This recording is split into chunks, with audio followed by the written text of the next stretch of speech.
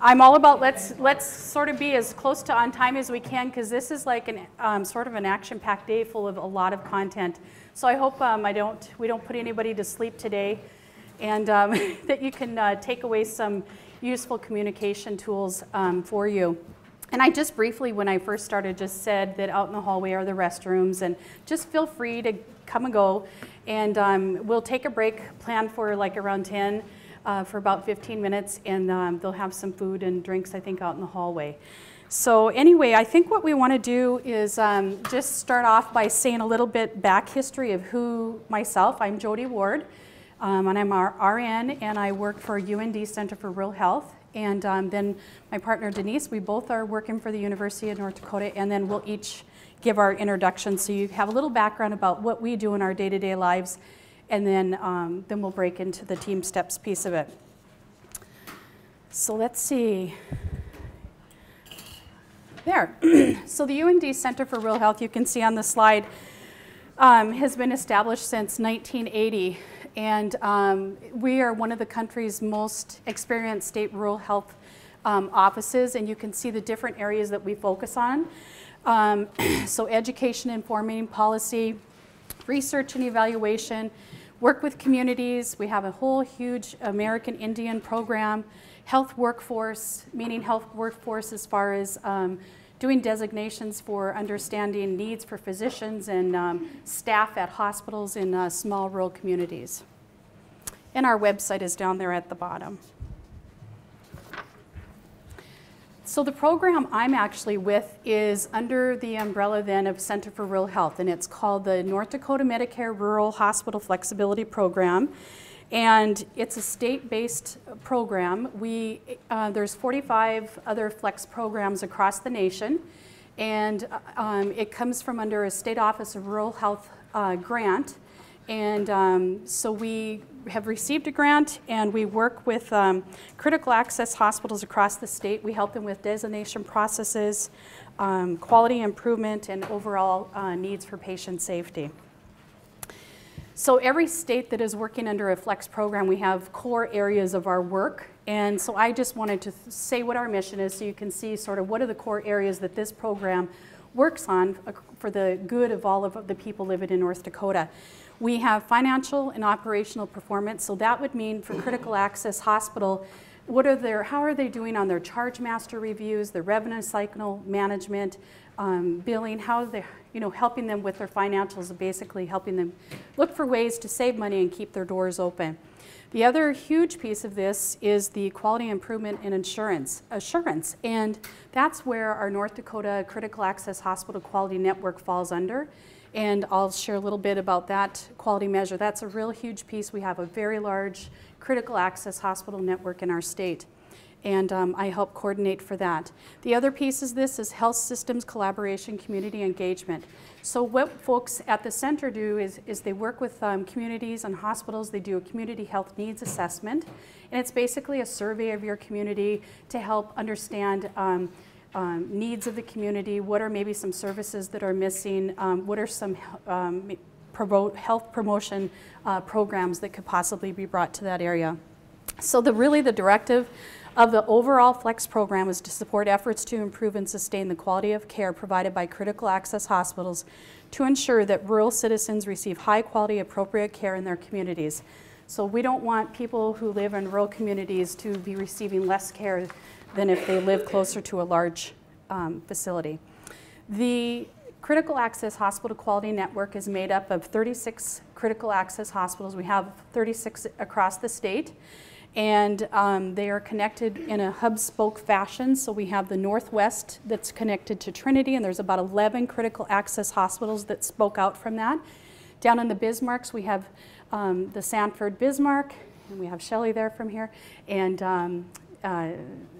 St. Alexis, and those two hospitals provide networking out to probably, I think it's like 11 to 13 CAUs in that little pocket, and in Fargo, and the same thing here in the Alta region.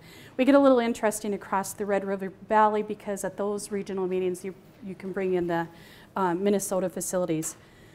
So of the Critical Access Hospital Quality Network, we also take direction not only from the critical access hospitals, but also an executive committee. And I just put this up here so you can see the spread of critical access hospitals that provide a voice on a monthly basis to the direction of the network.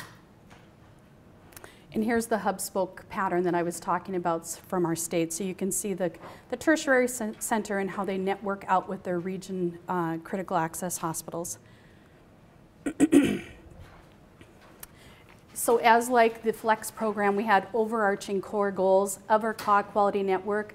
The three main goals that we are overarching to help direct our work and working with critical access hospitals is we help them support their quality improvement activity, and we assist them with Medicare conditions of participation. And what that is, the conditions of participation are regulations that some of you might be familiar with working within a facility, and there are regulations that are standards of care that cause need to follow for patient safety. And then the last is just developing and managing the network. And that leads me into my friend, Denise. I turned it on.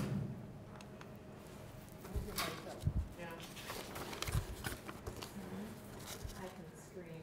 If you can't hear me. My name is Denise Andrus. I'm the director of the Western Area Health Education Center. And I'll have you just advance this slide. Sure, just to put it into a nutshell, what we do with the Area Health Education Center. It's a federally run grant for the state of North Dakota that has to run through the UND School of Medicine.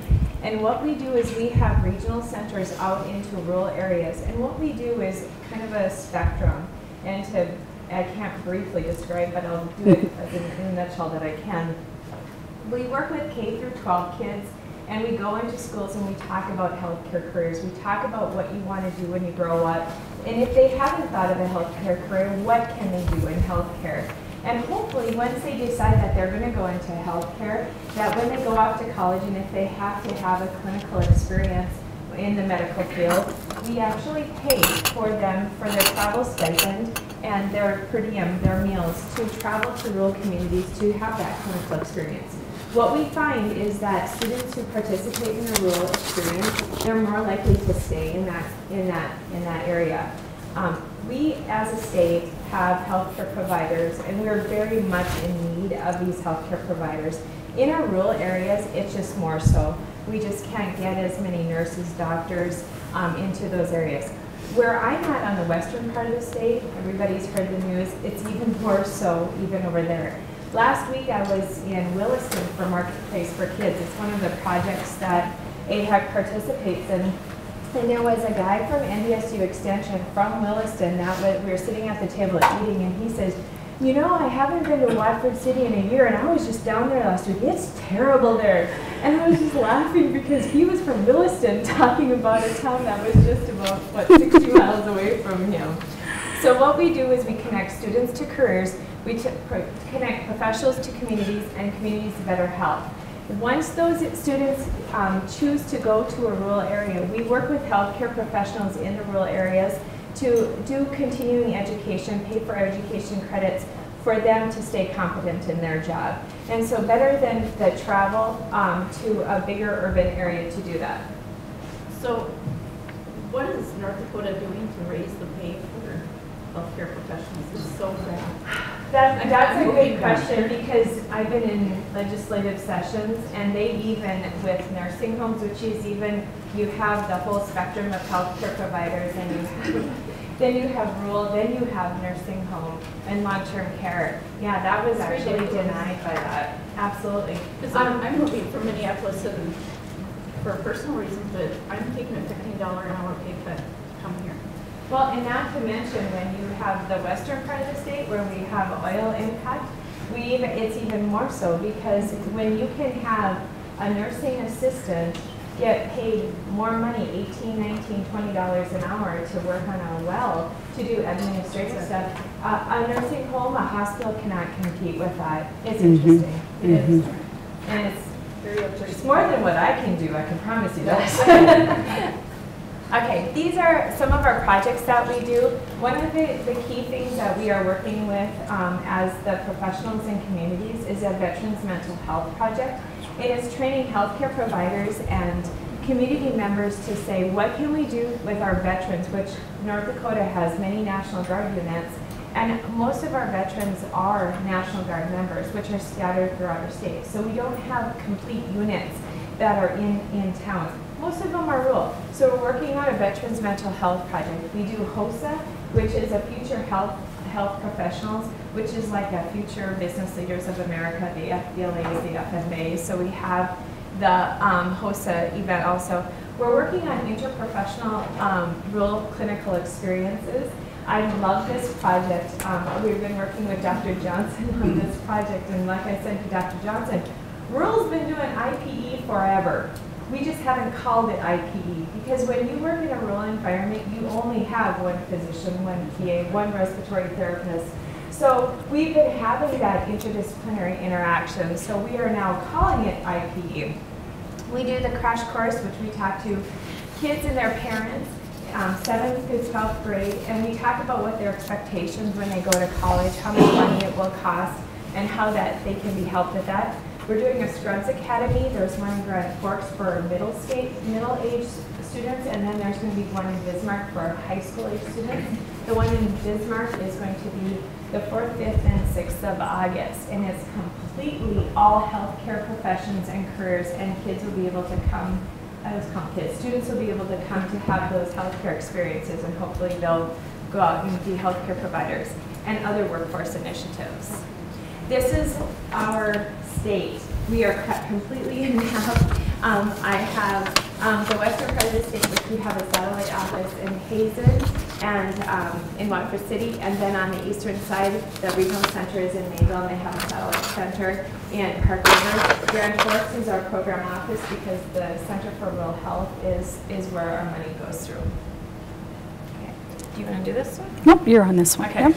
Team STEPPS, and here is why you are here today. Team STEPPS is a skills communication that for team building. And so why we were asked to come today is because this is going to be a part of your training as you go out into the rural areas with the semis and the simulators. The Team STEPPS is very important, and I always think that it's more so important in our rural areas. Just because when you have a code, you call a code, there's not a team that shows up. You just hope it's during the day that you have as many people on site that can show up to help you out. At night, you just pray for the best and you have as many people as you can possibly show up. This is where communication is very important, especially when you have minimal people. So she's going to run a video here.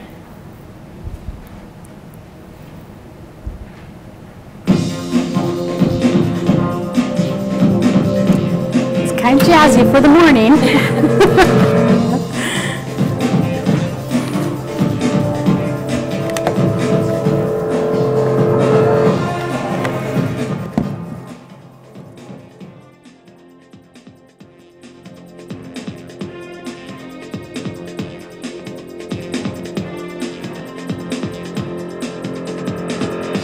Team STEPPS is our innovative approach to implementing and sustaining healthcare safety throughout our organization.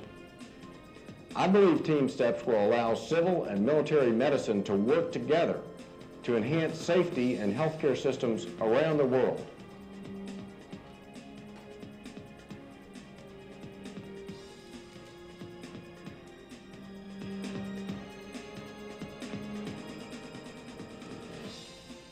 Communication failures and lack of teamwork are major contributing factors to patient injury and harm. And a growing body of evidence from the military, corporate settings, the transportation industry, and healthcare settings confirms the fact that essential team skills can be developed.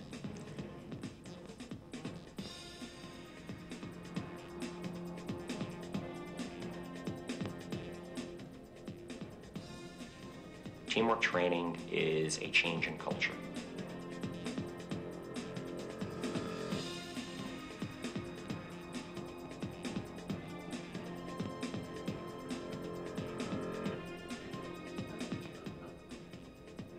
the use of concrete teamwork fundamentals can improve the efficiency of care, delivery, and outcomes for our patients.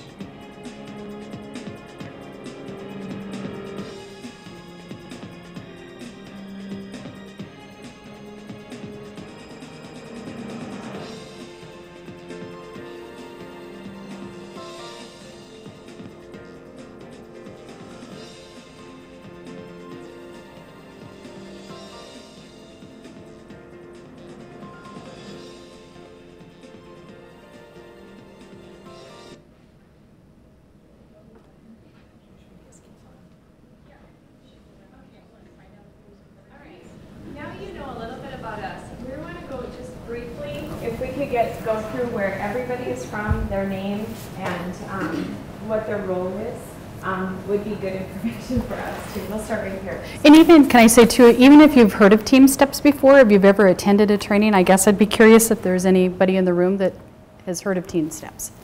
So if you just... David, why not? Here you go. Can we just pass this around, then we can hear each other? No, here. Here, Denise. Wait, driver. Driver. Okay, there you go. If you just want to pass it. Specialist. Okay, I like that. Transportation. Tamara from Trinity, flight program coordinator, and I am an RN. Margot from Trinity. I'm the clinical nurse educator for critical care.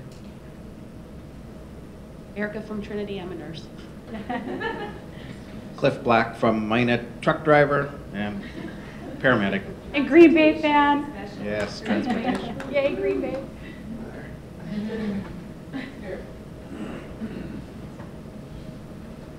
I'm Andy. I'm from Ultra here, and I'm a paramedic.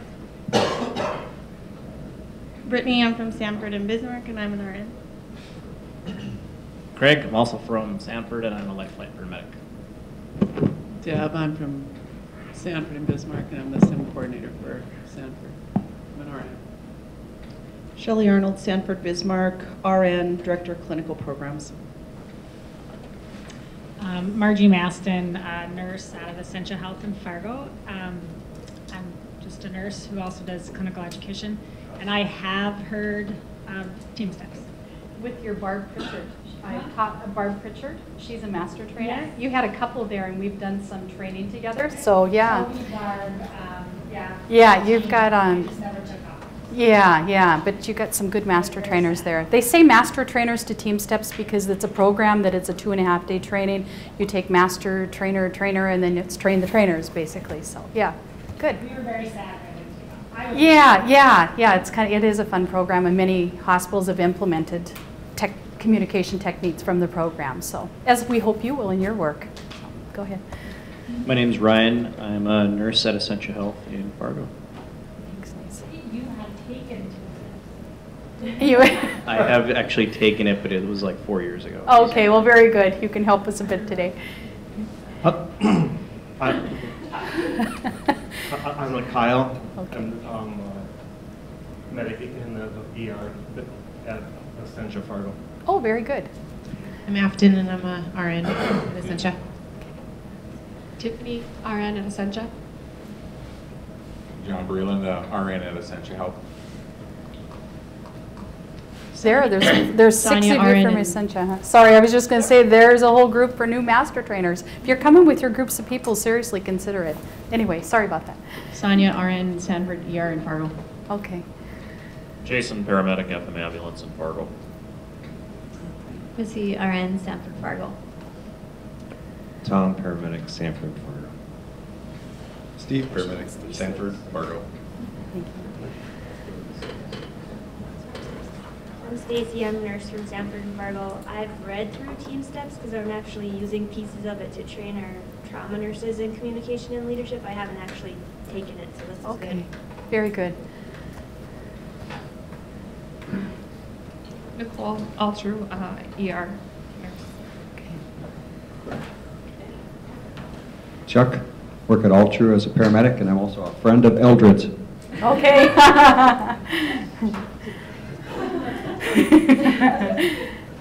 I'm Corey. I'm one of the nurses in the ER at Altru. Corey would like to find a new seat. Alyssa, paramedic at Altru. Tim, a paramedic at Ultra. I'm Barb. I'm RN. I'll be at St. Alexis for the SIMND coordinator. I'm moving from Minneapolis. Deanne, paramedic, St. Alexis. Well, welcome. Yes, welcome. And we have one more, huh? No? Okay. Well, and I guess, Dr. Allen, we would just say thank you for having us, giving us the opportunity today. So you got a great center. Everyone can think of in a time in their professional life where communication, we all in our daily jobs, communication is very important. I always think back when we do the Team Steps training as I'm a nurse of more than 20 years, and I remember when and out of all those 20 years, only 3 of them have been in an urban center. And I remember one day in our little small rural hospital, we were doing a nurse education day. And we had 8 hours of education going, and it was the middle of winter, and it was kind of an icky, icy day. And I remember we got a call in, and they said we had a Greyhound bus rollover, probably about 70 miles away, but not a big deal. There's another center that they're going to just ship all the patients to. It's not going to be a big deal. So we went on with our training, not a big deal. We were doing what we needed to do. And I remember I had walked out of the room because I was headed to the bathroom, and all of a sudden, these people started coming in wheelchairs and walking in. Get your microphone on her. Because okay.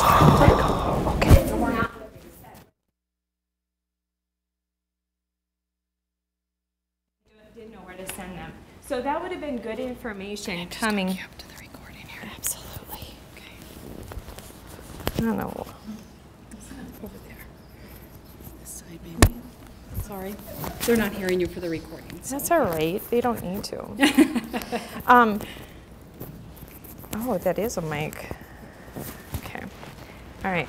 So anyway, as we go through with some of this, as you think about it, think about your experiences and how you can make it better. I had learned in a meeting about 6 months ago, is we had talked about what, during your day, what, they keep thinking they're talking about me. This one. This one is not working. Okay, this one has to be on. I am all tied up. You're wired. I am wired. One is for the tape, one is for overhead. This one is not Your working. overhead's not on. You got there. Now you're green. Okay. And this one is his. Is this one on? He's good. This one's good. All right. I'll just hold it. Two separate ones. Yeah, I'll just hold it. If I drop it and I break your eardrums, I am so sorry. So as you go through today, when you think about at the end of the day, and I've actually implemented this in my home with my kids, at the end of the day, think about what you thought about your experience here and your experience at the SIMND Center.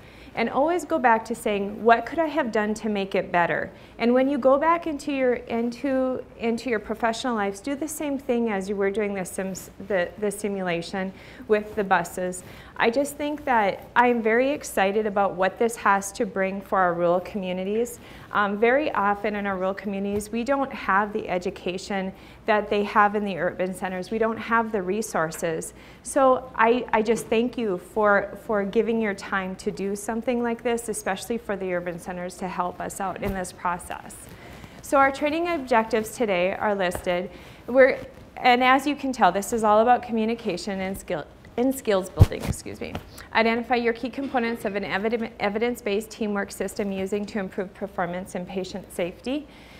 Explain the role in the evidence-based teamwork and communication skills in preventing errors. And doing that when you go out into those rural areas and teaching this program and setting up this training. Using evidence-based teamwork and communication skills to improve your effectiveness as a team member. And then utilizing this training program with simulation to create a system of teamwork that improves patient performance and safety. See, these are the modules, so this is kind of why we've been like little drill sergeants today.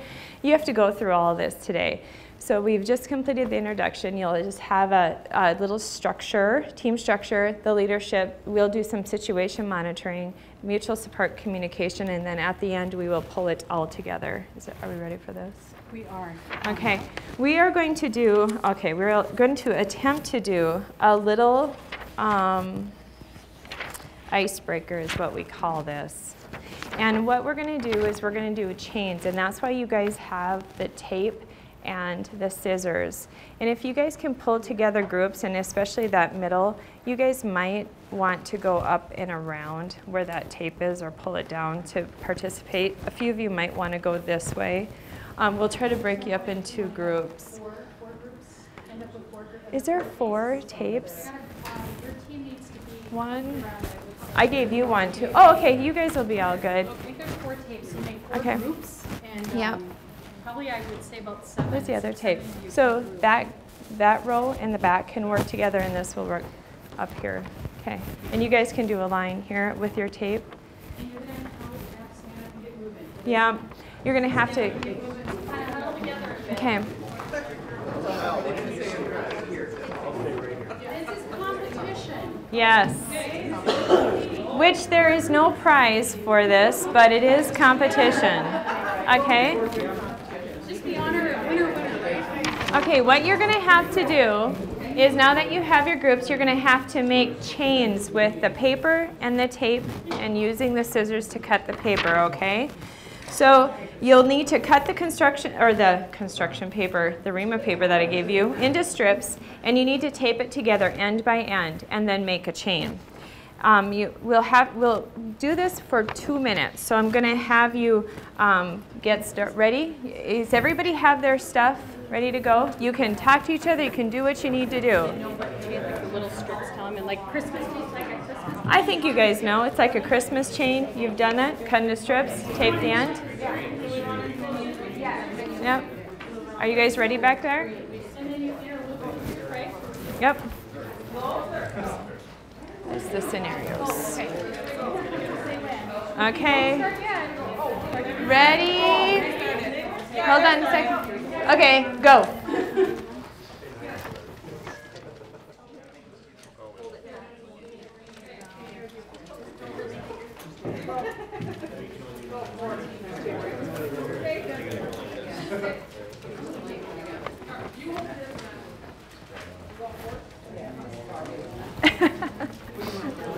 Do you get, the transport specialist gets to watch.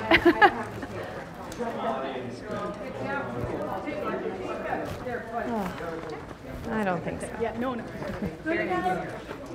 I think This one stays on. I think No, he said he can hear you. Okay, I just pressed a button. Yeah. Oh.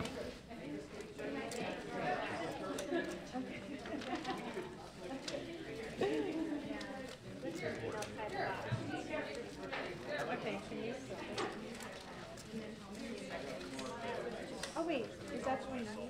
I will. Okay.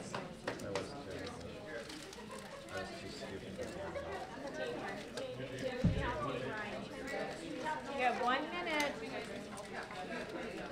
need a 5-second warning. Yeah, when we're done, I'm going to tell your last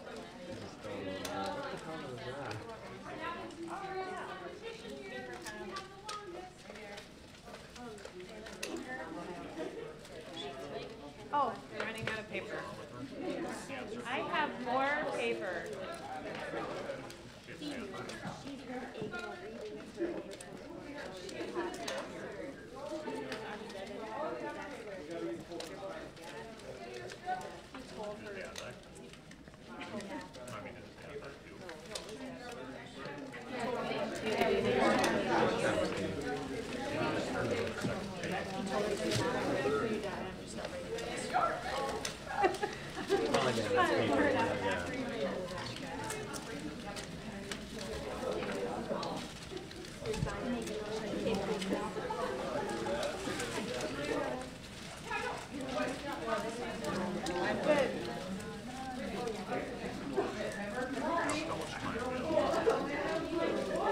Okay, we have 5 seconds.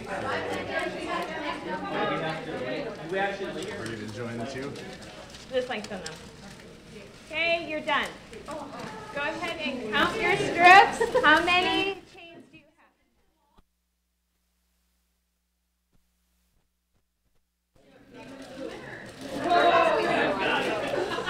Okay, can you line up down here and do the lengthen? I love this project with healthcare providers. We have the critical care nurse educator going. Smaller strips, thinner strips. Yeah, really. Make make sure you tape it, connect it, connect it. I loved it. You need to line up down there and see how long. Oh, we're not very long. Yep, go there.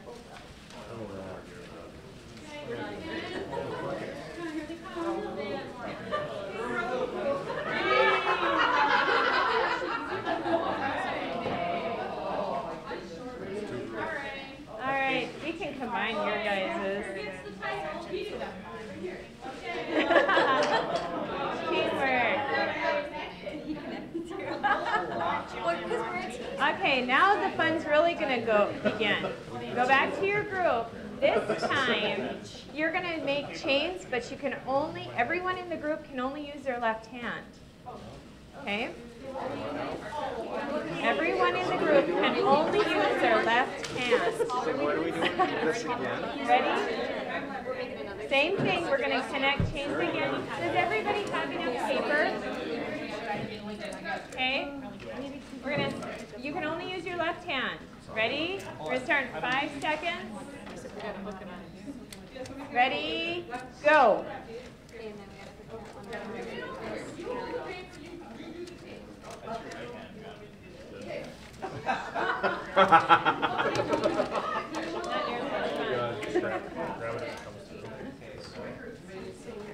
Somebody needs to be chair. Okay. Okay. That's not very good. There we go. Start it out. I just don't want to touch fingers off. That's okay, I'll add to that. Okay. I want to use that. Oh, I'm sorry. Perfect. You're on mute. Okay. I like being on mute. You don't need to talk, but everybody knows it's already.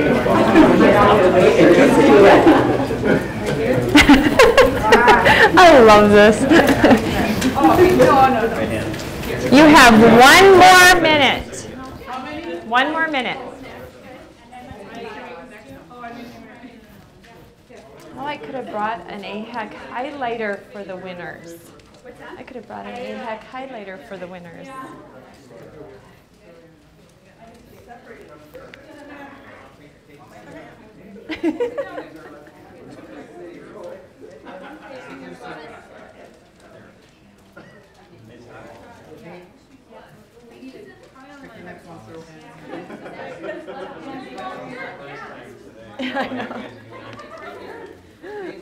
We do not discriminate.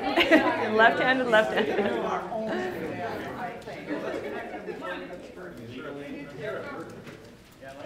Okay, you have 15 seconds.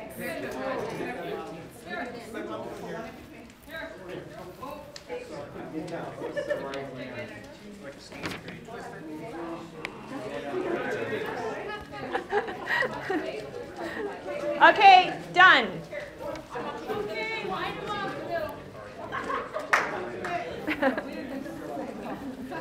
It was much more quiet this time. You can use your left hand now. You can use your left. Oh, you kind of had. Oh, it almost like you. You guys can bring them over. Very nice.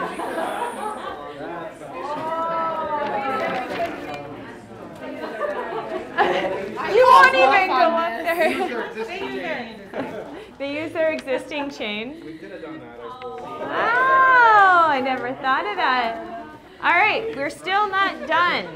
We're still not done. Go back to your groups. Start with a new chain or just Whatever you want. I don't have any rules regarding that. I think that's very ingenious. That's good. Okay, this time you are going to get 2.5 minutes. And you are not going to be able to talk to each other while you build your chain, okay? But instead, in the first 30 seconds, you get to discuss, you have 30 seconds to have a plan where you can talk to each other. Then I'll let you know to stop talking and start building your chains, okay? So the first 30 we don't do any building, just talking. Yeah. And we're not, are we connected to the You also can only use your left hand again, okay? So you have 30 seconds to discuss it, 2 minutes to build, and you can't talk only using your left hand, okay? Okay, 30 seconds starts now.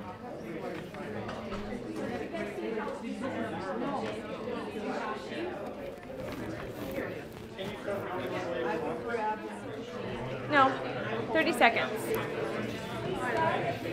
Nope, 30 seconds.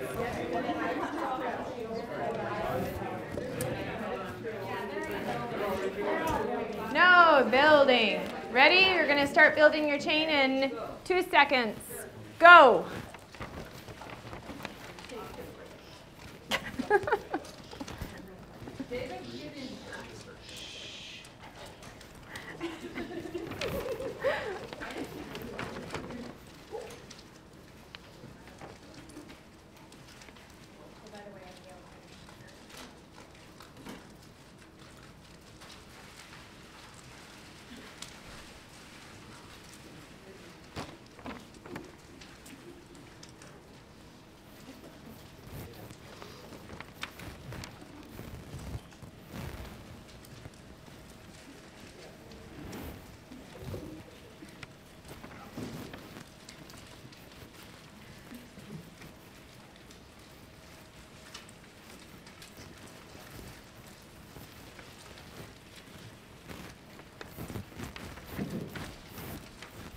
One more minute.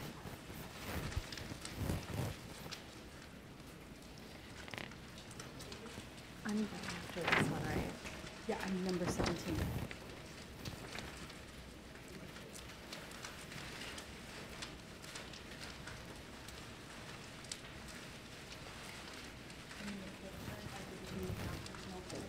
Okay.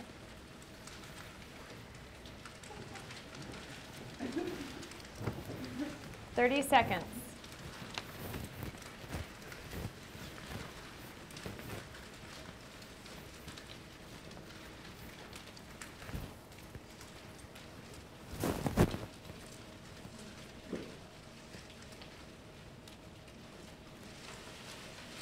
$15.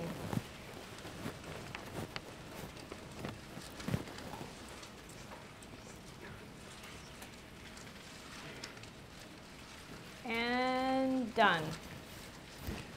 Now you can talk. It was really hard on this group right here. Go ahead and pull your chains up. Very nice. Very nice.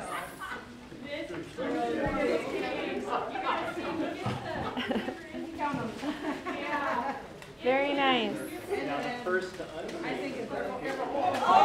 Oh, the broken chain of communication. Very nice. Very nice. All right.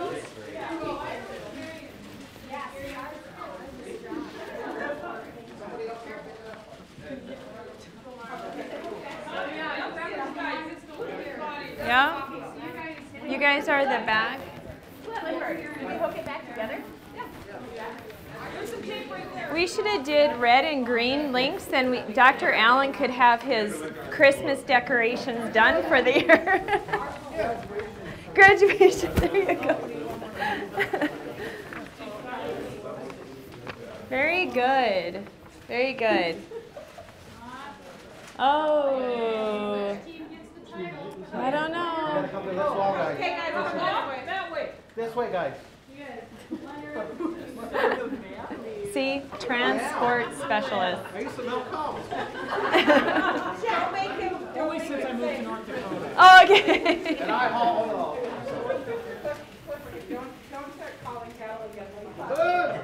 Very nice.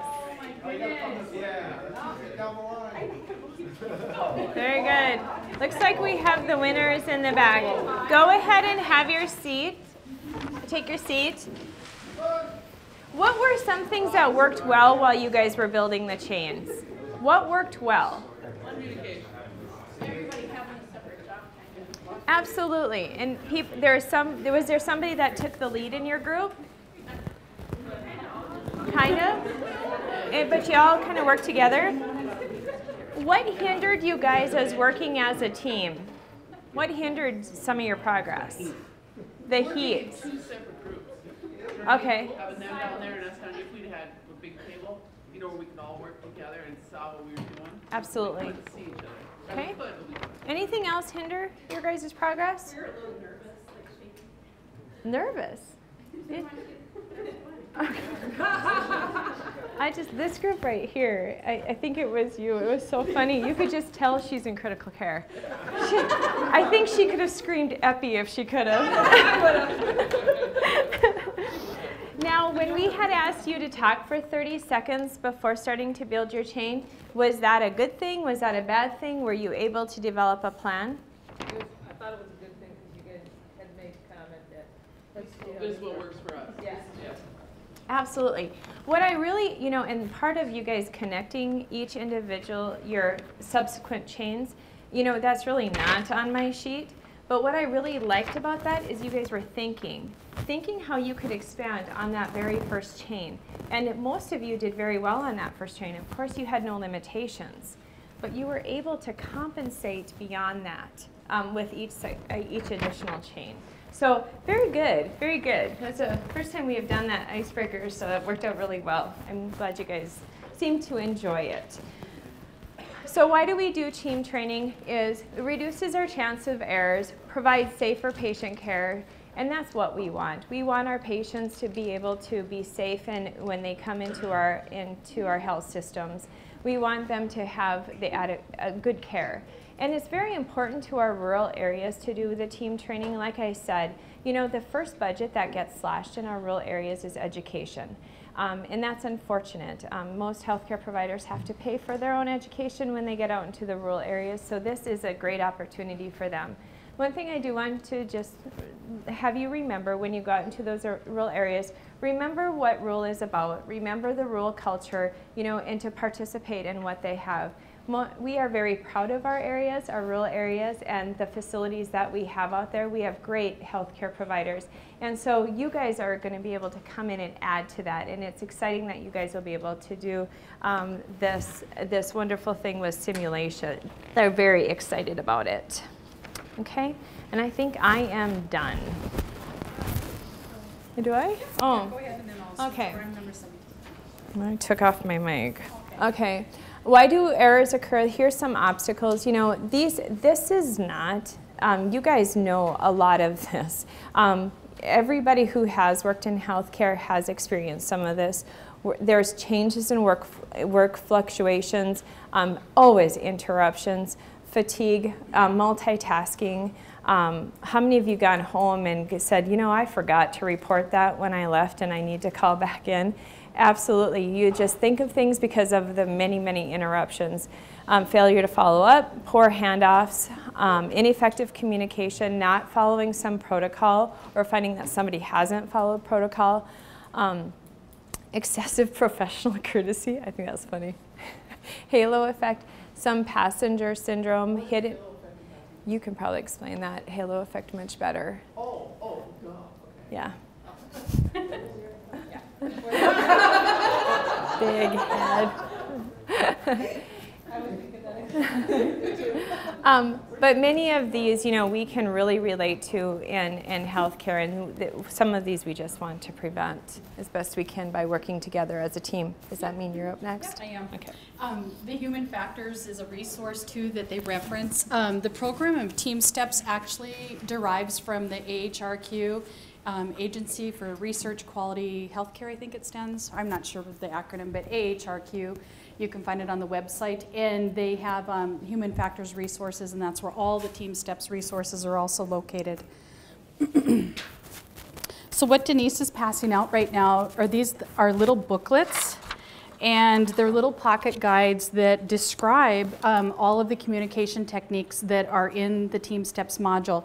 So really, to begin with, is the structure and leadership of Team STEPPS, and so it's more informative. And then after our break, is actually where you'll hear more about most of the tools. And keep in mind the activity that you did this morning. A lot of the tools, once we start to describe them, and at the very end when you pull them together, you are already doing some of these events or techniques, and you just, and so we'll name the technique and help identify it. So I'll just refer to this little booklet as we go, and I think there's a couple per group, and they're by page numbers. So Team STEPPS stands for Team Strategies and Tools to Enhance Performance for Patient Safety. And it's an evidence-based team training communication technique program, and it derived from over 30 years ago research about the effectiveness of teams working together. And the aviation, you might have, the airlines, they've have used this Team STEPPS. The military, nuclear power, healthcare businesses, and other industries have used the Team STEPPS technique to help for patient safety. I missed a slide, so I was just described the Team STEPPS. So here on your page 4 of the little booklet, you can see this triangle, and a lot of our slides is going to have this little logo. And so just to describe it for you, is you're going to see the 4 main techniques: the leadership, communications, mutual support, and situation monitoring. So, and then these are like the overall areas of competencies, and then within those you will have communication techniques. Encircling it is the skills in the patient care team, which not only represent the patient and direct caregivers, but those who play a supportive role within the healthcare delivery system. You'll see the red arrows in this diagram, and it's just indicating performance, knowledge, and attitudes. All those kind of interplay within one another. And so when you have these competencies, you have more positive outcomes. So now I'm looking at, in the booklet here, page 6 and 7, and teamwork cannot occur in the absence of a clearly defined team. So you really want to start with who's on your team. You guys had teams during the exercise, and in the team structure module, you'll learn that a clearly understood team structure is the first step in implementing teamwork in any environment.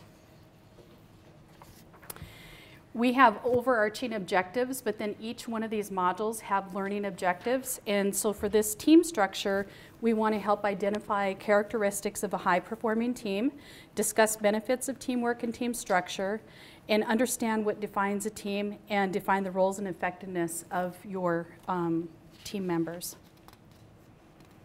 And basically, teamwork is all around us. You can see in the picture here, regardless of what type of team that I mentioned earlier, whether it's military, healthcare, we all have these basic common characteristics that we need to make a strong team.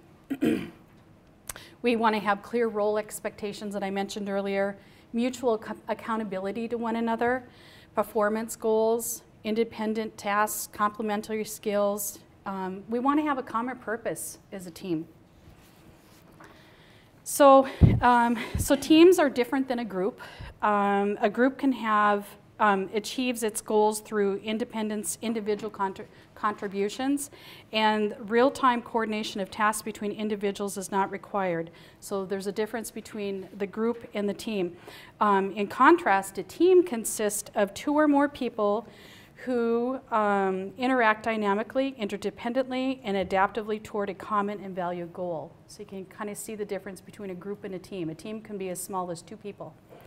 And often that's all you have in a rural critical access hospital in many situations.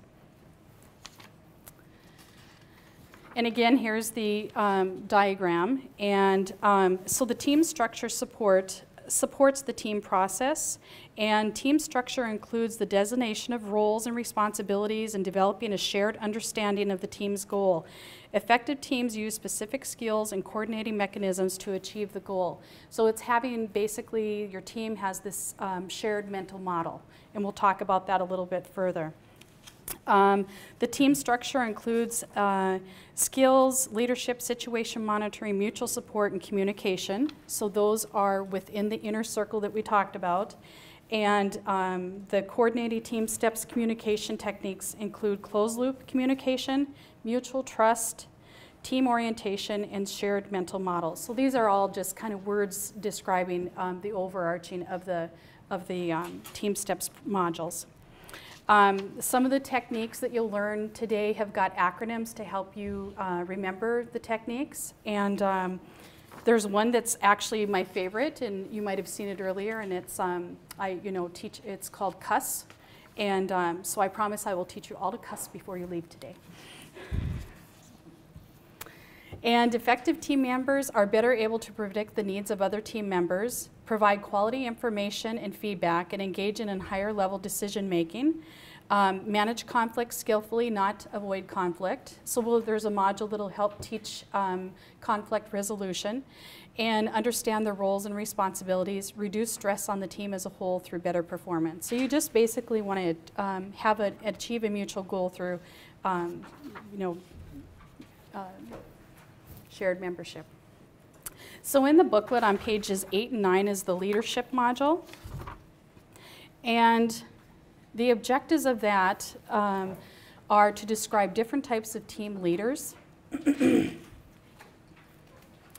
and describe roles and responsibilities of an effective team leader, including resource management and delegation. So describe strategies for team leaders to promote information, including briefs, huddles, and debriefs. So Denise had asked you a bit, did you identify within your groups a leader? Basically what you were doing is that 30 seconds that you had to make your plan, that was maybe a quick brief, and you were actually in a huddle coming together for communication. At the very end, you did a debrief where you identified any barriers, and communication of that activity. So being a strong leader is the cornerstone of this basic teamwork system. And the actions of leaders help enable the other 3 essential elements of teamwork. And the elements meaning performance, attitude, and knowledge. First, the leaders must constantly monitor the situation to better anticipate team members' needs and effectively manage the resources to meet those needs. And leaders must communicate effectively with their team members and model appropriate behavior and reinforce the reward that behavior when it is exhibited by team members. So you want to be a leader that you're able to identify when someone is doing a good job, you give those kudos for that.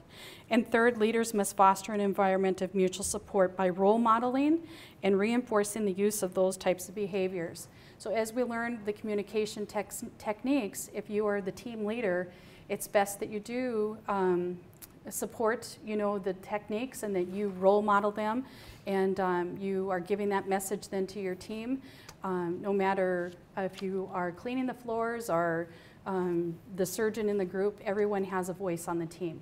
And hence that's why they said that the program did start in aviation, and they have stories of doing the cross checks of the plane, and maybe the baggage man, he says, hey, I noticed whatever. I mean, the whole system stops, and they listen, and they say, they listen to that baggage person and, and understand. So everybody is on the equal playing ground that when it comes to safety of your team and patient safety in our situation, everyone has a voice. So leaders, they impact team effectiveness not by handing down solutions to teams, rather by facilitating team problem solving. So there's 2 types of team leaders. There's the designated and situational. So team leaders establish the goals of the team and help maintain its focus. And the designated team leader, for a team functions successfully, a leader must be designated. So someone you might designate somebody, or because you're in a situation and somebody maybe with more experience, or they, for whatever reason, you're out in the field, someone will step up and be your leader.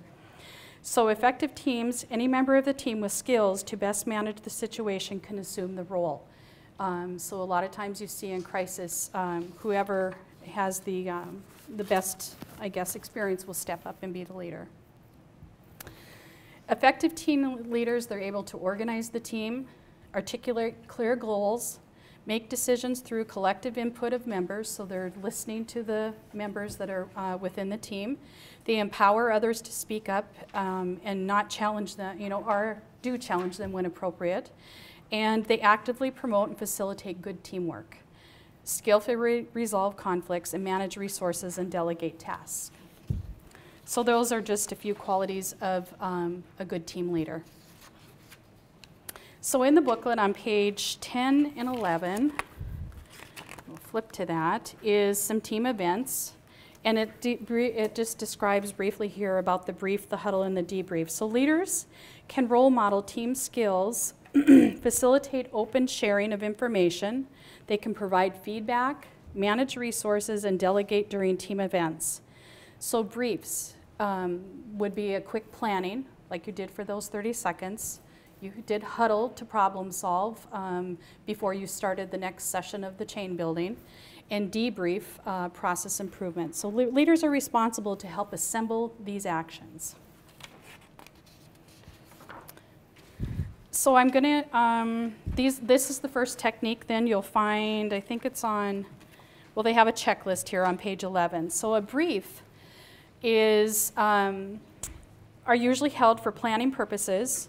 Planning is an important first step in understanding who is on your team, what needs to be done, and any issues that need to be resolved or considered in order to operate. The leader, again, usually initiates the brief. And again, it's a planning process. It's very brief. Team members are included in the planning process, and team members have a common understanding of problems in the roles. So it's shared, again, you want to have the shared mental model. So just some of these examples that I'll show you, the little vignettes, there are hospital-based, and this one happens to be on an OB unit. They're only like 30 seconds, some of them. So I'll show you the brief in action.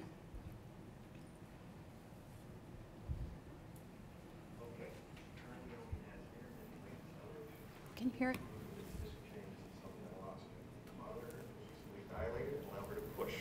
If there's any evidence of fetal distress or persistent late decelerations, we should be prepared to go to C-section.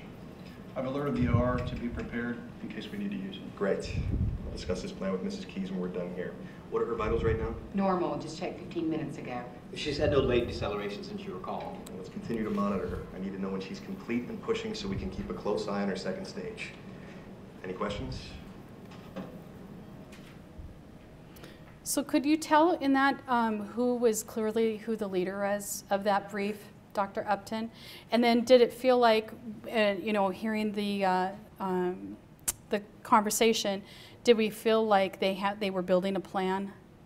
You guys could pick that out. And then, I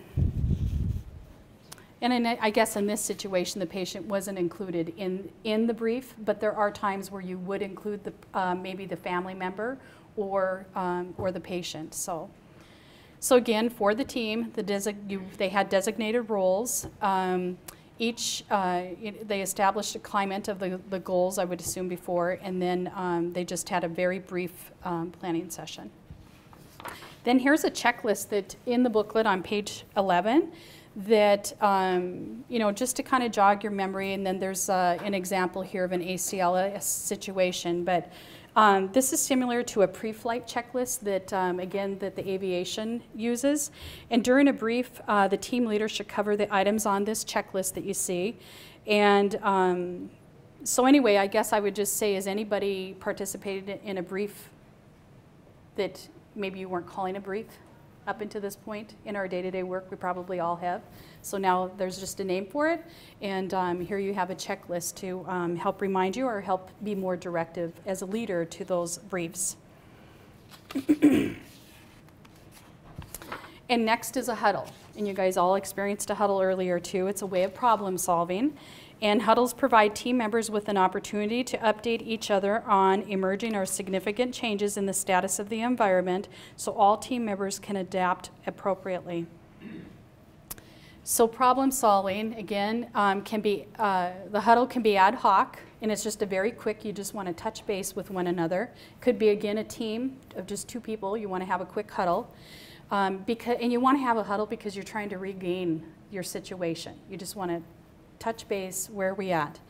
It's a very quick way to discuss anything that's critical, any critical emerging events, and or if there's anything that you may anticipate that might be evolving with your patient.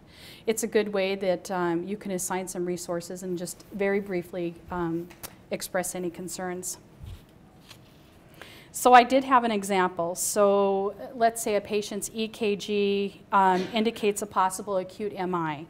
And so this would be requiring additional action. And so you would have a huddle about that. You'd have a quick build your plan, coordinate any emergent, any emergent cares that you would need to give. So that would be an example. And then debrief is on page 12 of your booklet. And this is a process improvement tool that debriefs are very accurate. You want to just share very quick, accurate information. They occur after the event or at the end of a shift. They're actually designed to improve teamwork skills. The discussions can be anywhere from lessons learned or how well they alter the plan. They can alter a plan next time. How can you do things maybe a little bit better? Any feelings that emerged. They're most actually effective when they're conducted in the environment that they've taken place. And it's also kind of a place that, honest mistakes can be shared with each other. And definitely one thing you want to avoid when you do have a debrief is not to make it punitive. Let people say their mistakes and look for solutions rather than the blame. You'll just have a safer environment that people will feel that safety of, of sharing what their concerns are. And then there's just a quick, handy, little brief checklist here, a debrief checklist that you can use. And it says again that you want to facilitate the discussion, as you as the leader would be the leader of the debrief. And you just want to have open questions related to the team performance, like what did we do well? What could have gone better? You want to recap the whole situation, talk about the background of it, and any key elements that you'd want to talk about. Has anybody done a debrief or seen a checklist that maybe you've used some of these points on the checklist? I know we've had debrief. I used to work with Mark a long time ago, and I remember you pulling a debrief. And I don't know if we had all the checkpoints, but I would imagine, does a debrief sound familiar to people? Yeah, good, very good. That's a very good example. ACLS is what she said. Post-flight, we have debriefs every flight. Oh, you do? Okay. That's excellent. They do have flight critique that they hand into me. Okay. Okay. We kind of, if I have any issues with it, then we get together again. And you debrief and what could you do better? Yeah. I suppose many of you do that too. She's talking about the flight debrief. If there's a really traumatic situation that happened, oftentimes pull people together. Yeah, yep. And that's been my experience too. We pull at, right, and again, being in that same environment really did make a difference, and you can just, debrief from it all. You can lay your feelings out on the table in an area that people are going to understand. Had that shared experience. And when we talk about shared mental model, that's part of being a team, and you have that shared mental model, so. Then you'll notice these colorful screens. So this is all going to be building as we build and learn more tools today.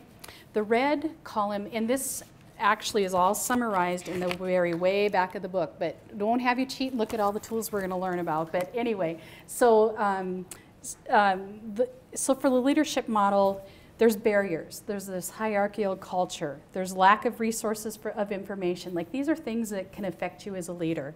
And ineffective communication and conflict. So you have these maybe problem areas, these barriers. What are some team steps, tools, and techniques that you can implement, try, if you're having one of these barriers, would be to do the brief that we talked about, the huddle, and the debrief. If you implement one of these tools and strategies, you're likely to have outcomes such as a team shared mental model, adaptability of your team members, the comfort of doing that. You'll have stronger team orientation, and most importantly, I think you're building mutual trust. And we'll talk about another technique about having each other's back. So.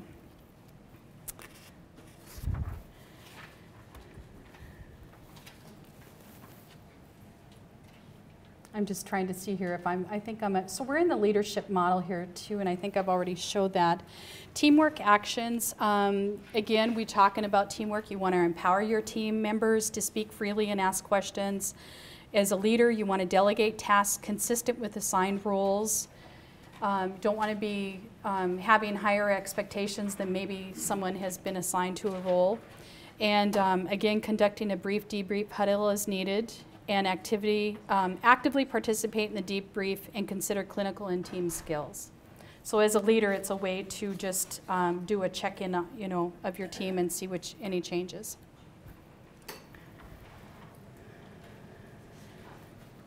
So we are just really ahead of time here, Denise. Maybe I could have put in a few more exercises. Is everybody okay so far? Any sleepers? We might finish up a little bit early today. So situation monitoring. This module will introduce the concept of situation monitoring. And the objectives for this are define the situation. You want to do some cross-monitoring. We'll discuss the components of a STEP process, define situation awareness and identify conditions that undermine SA, discuss the importance of a shared mental model, and discuss when to share information. And again, we'll recognize barriers and strategies and outcomes. So we're back to our triangle again, that again, the leadership, mutual support, communication, situation model, how they all interplay within one another. The circle, again, the patient care team, and then how the skill sets will help you build a strong team. So situation monitoring allows mutual support through the ability to anticipate other team members' needs with accurate knowledge of the responsibilities such as accurate chest compressions, rate, and depth. And you probably do this already as well, like you described when you did your debrief for the flights, and you are doing those cross-checks and reviewing the situations. The situation monitoring for this is more actively during the situation, so maybe during a code, you're constantly have that awareness of what is happening in the situation. It's also moderated by communication, which allows for the sharing of new and emerging information with other team members to retain a shared mental model. So anytime during the situation, team members can bring each other up to speed. It's a continuous process. In the booklet here on page 14 describes it, and it just is a nice reminder of the situation monitoring. So the continuous process that begins with the individual skill of a situation. So you have the individual skill, and you can see it evolving into situation awareness, which can affect the individual outcome. Have some cross-monitoring, again, shared mental model, and it's all building towards this continuous process of communication.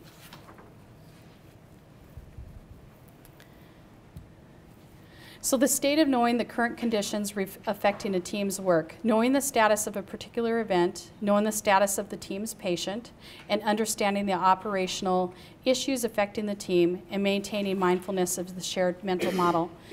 So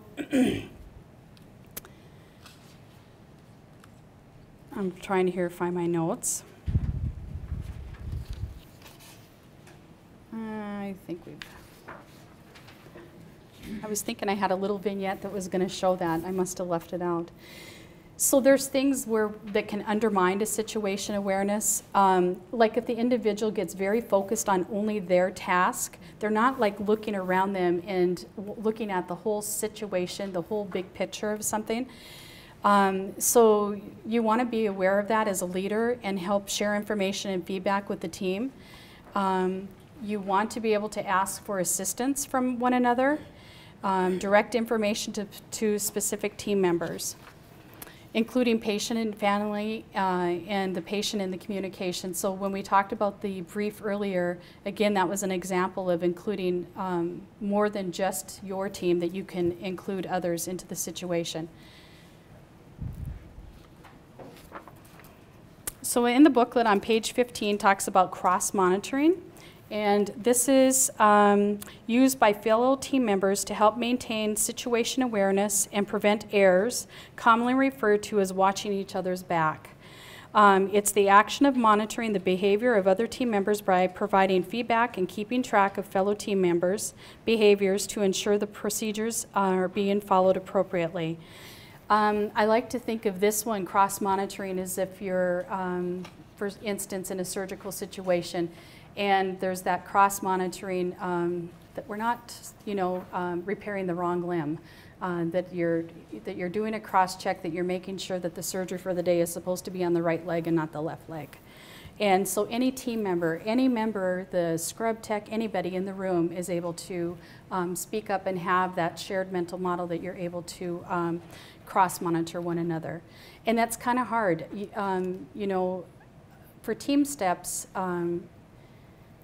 the techniques are very, very good, but if you have a very strong personalities, it can get difficult with buy-in from folks. And so I think the more you have strength in numbers, the more people that are having the same communication techniques and shared mental models, that one outsider of a person that's maybe not buying into the situation, or maybe still being punitive to others that do offer information that could, basically save a patient.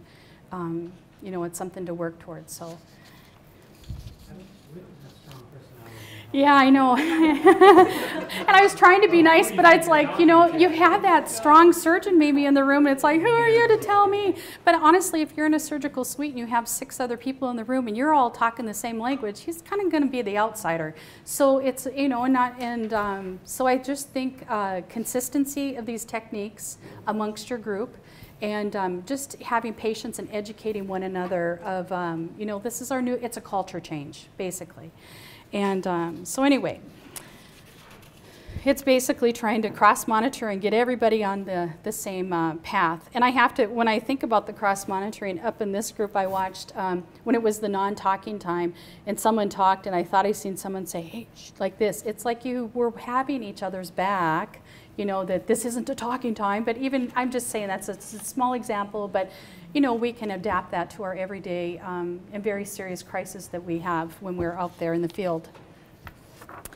So cross-monitoring, this slide illustrates the example of cross-monitoring, and exactly in the little cartoon there, I do have a little vignette that I'll show of cross-monitoring.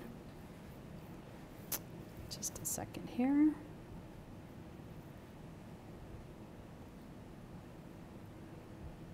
Oops. You don't want to see my notes.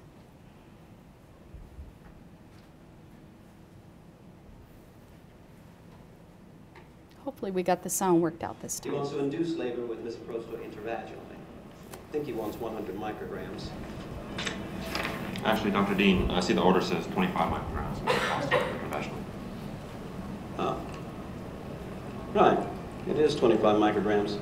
Good catch, Dr. Palm. So we can see the person, his partner in the crowd, fellow doctor, he felt comfortable enough to say, no, I think it's this. He cross-monitored. He heard the information and he felt comfortable to speak up. And that's what you really want your team to do. So in this picture here, where they're coding a patient, you hear someone give this cross-monitoring to the person doing the compressions. They're saying compressions are too shallow, and then because the chest isn't recoiling. And so I think it's important that that you share cross-monitoring with your staff. It just really helps back each other up, and you have stronger, keeps from having errors, I guess, from reaching the patient.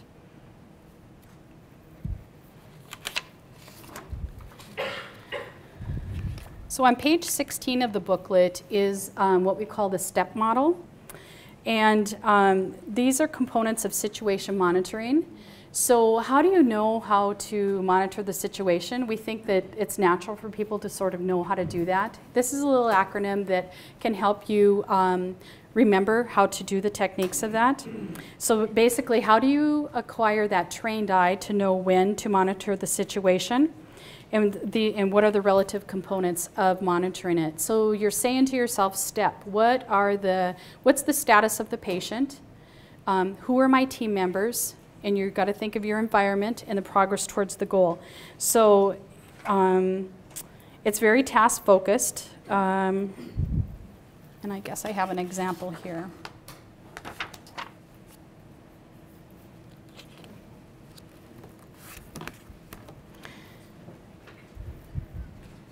Just a second.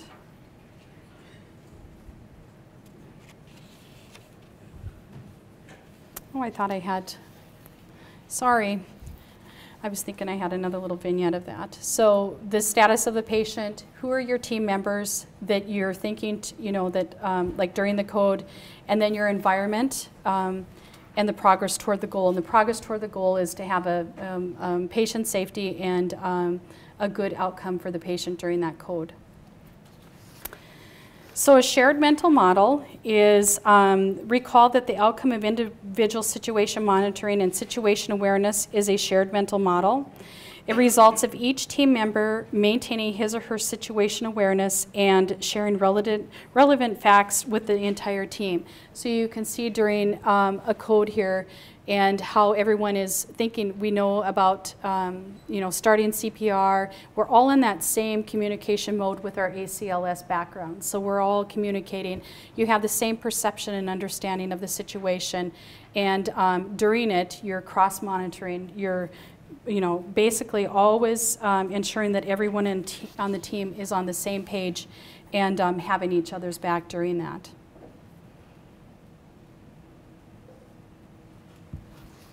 So how does the shared mental model help a team? It helps ensure that teams know that what to expect. So if necessary, can regroup to get on the same page. You would regroup by just a very quick huddle. It helps to foster communication to ensure care is being synchronized and ensure that everyone on the team has the same picture of what should look like and enable team members to predict and anticipate better outcomes.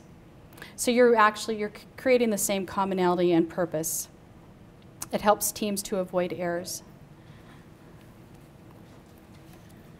So do you have in your backgrounds, can you think of situations where, anything, maybe like during a cardiac resuscitation or anything that maybe you've had to have a situation monitoring yourselves, that you've had an example of that?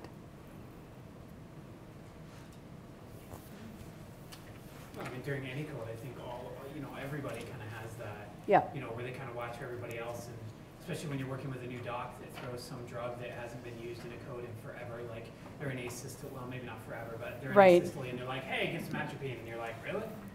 Really? Yeah. Okay. So do you feel, I'll get right on that. Yeah. So there's a perfect example of your situation monitoring and kind of doing the cross-check that we talked about and monitoring your situation. So that's a very good example. So here's another exercise of just a same shared mental model. We all have the same shared mental model when you're in the middle of a code. So how about like these pictures? If you look at them, do you see different images when you look from right to left or from left to right? Give you a few seconds to stare at them.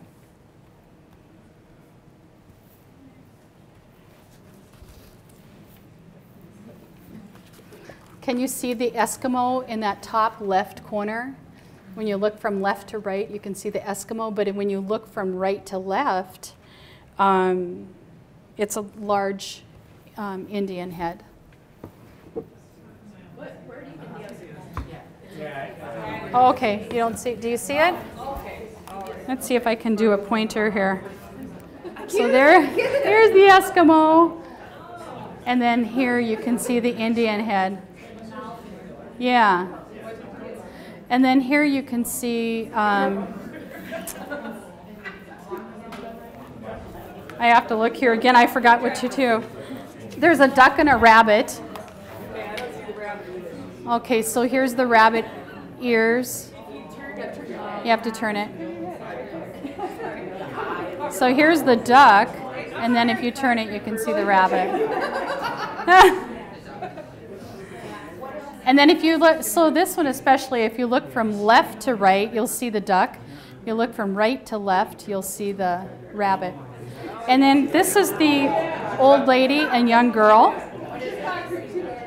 So if you look this way, you'll see the young girl.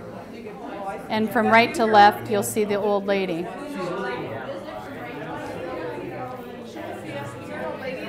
Yeah.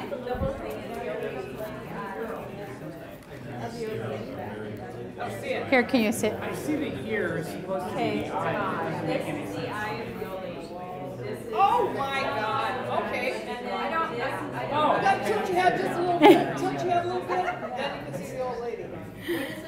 I thought that was an incision in the neck, but This it's is not. the rabbit, and here's the board under the rabbit.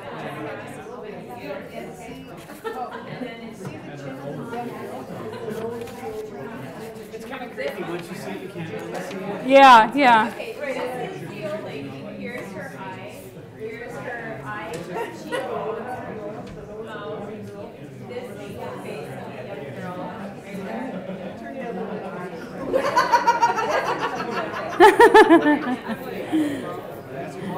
That is cool. Oh, you don't? Okay. I'll show you here again. Here's the outline of the Eskimo. There's his feet. Here's his head and his little hands and his shoulder. That's the back of his coat. And then here's his feet. So, what's that? Oh, okay. So, Denise, you're better at this one. I can't see the old lady from my angle. I know. The old lady is hard. Yeah, yeah. So this is the old lady's eye right there. It would be the young girl's ear. Oh, right. And there's her crooked nose with the hum. This is the eye of the old lady with her cheekbone right there, and here's her lips. Yeah, Lips, and then she's got the crump for the nose. This is her face, and this is the young girl's ear. That makes sense? Okay.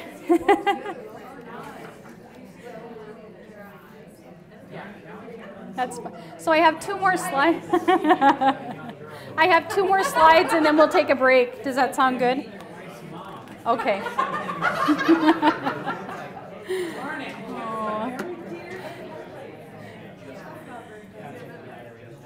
So teams basically should communicate often and at the right time to ensure that other fellow team members have the information they need to be able to contribute to the team. So, so I'm just saying that teams should really communicate often and at the right time to ensure that fellow team members have the information they need to be able to contribute and to establish this shared mental model. The way to establish a shared mental model, how we all had to get together and we needed to kind of huddle and talk about what the pictures were. So brief, you learned in this section about briefs, debriefs, huddles, and transitions and care. We didn't talk too much about that, but that is a way to use that. So share the information as soon as possible when a change occurs in the patient-client status. So our little chart here is growing bigger. Again, we talked about barriers, and we've already talked about hierarchical culture. What are things that can be barriers? We talked about ineffective communication. A barrier can be conflict, time, distractions, your workload, fatigue, maybe misinterpretation of the data, like the example that was given earlier from the doctor. He thought he heard one dosage given and it was actually something different. And just basically you get into those silos and people forget to share information. And so again, the tools and strategies to help overcome those barriers would be to brief, huddle, debrief. We learned about situation monitoring, the STEP, and cross-monitoring. So outcomes, if you have these tools and strategies, you will have stronger situation awareness, shared mental models, more adaptability of your team, and basically, again, mutual trust. So why don't we break for about 20 minutes. The bathrooms are out back, and there should be some coffee or drinks out back. And then we'll pick back up at 10:15. 10:15. Does that sound right? 10. What time is it now? 25 after 9. Yeah. Oh, it's 25. See you at 10:15. No, I'm kidding. See you at 10. As I said, we're going to start. Let's just start it at quarter till. We'll start it at 15 to 10 then. 15 to 10. Quarter to 10. Right, Jody? Yeah. Yeah.